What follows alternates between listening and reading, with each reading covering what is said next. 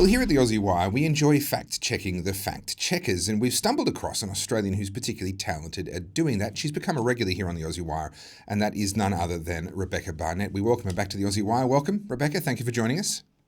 Very much. Fact checkers are fact checkers. I like that. We're fact-checking the fact-checkers, or you are, and we benefit from your incredible work. You've done a great job on this particular issue, and the issue at hand is the issue of whether or not Marcia Langton actually said that no voters were racist or just stupid, as per the headline here from the Bunbury Herald.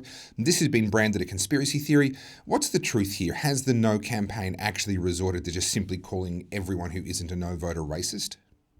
Right. So the issue is that the Australian misstepped by saying that Marcia Langton actually said that no voters are racist or stupid. What she said was that their arguments boil down to racism and sheer stupidity.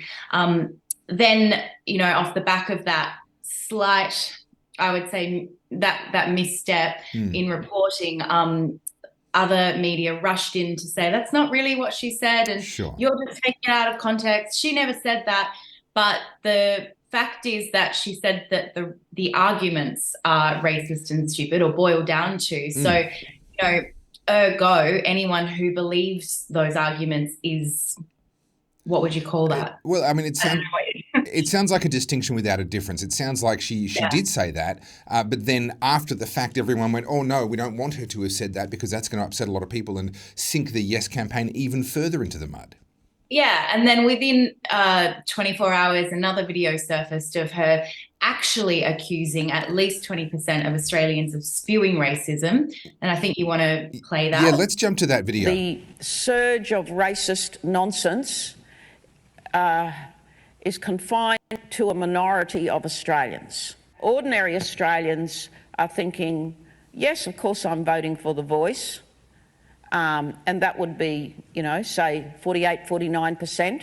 Then there's the hard no voters, and I'm hoping that they're about 20%, and they're the ones who are spewing the racism.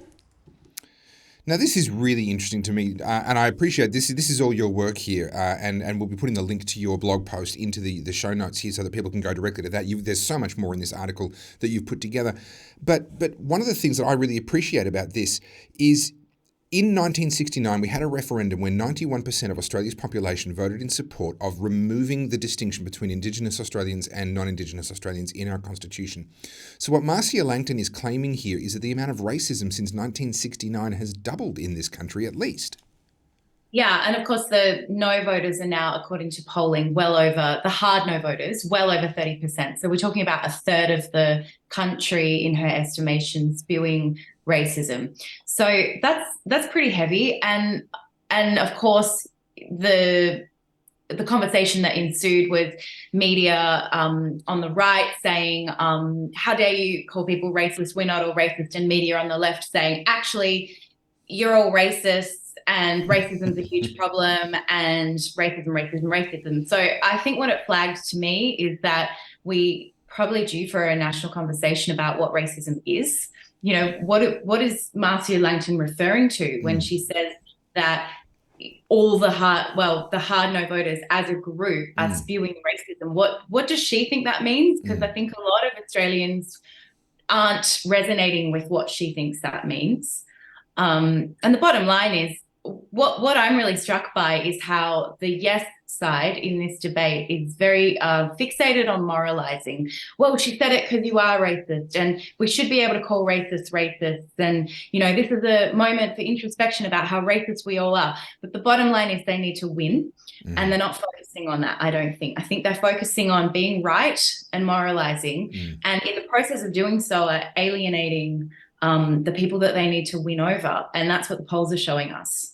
Well, let's just add to our list of things to do as a nation, defining racism. We'll do that right after we've figured out what a woman is. We'll get to that, and right after that. So what I do want to do before we finish this is actually cut to the chase of precisely what she did say, and you do cover this in your wonderful blog.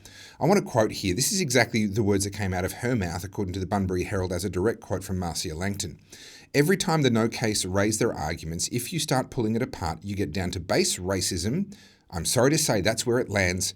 or sheer stupidity. It's a pretty clear-cut statement. She goes on, though, and I'd love to get your thoughts on this. She goes on to say, if you look at any reputable fact checker, every one of them says the no case is substantially false. They are lying to you.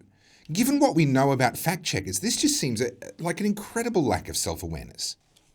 Yeah, it's a pretty stunning statement, given that the RMIT Fact Lab was suspended off the back of a scandal where they were heavily biased. They were pretty much only, I think there were a handful of times where they fact-checked the yes side, but they were predominantly fact-checking the no side. They were getting actual facts wrong. They were basically running interference for yes. They were acting as activists, dressed up as fact-checkers. Yeah.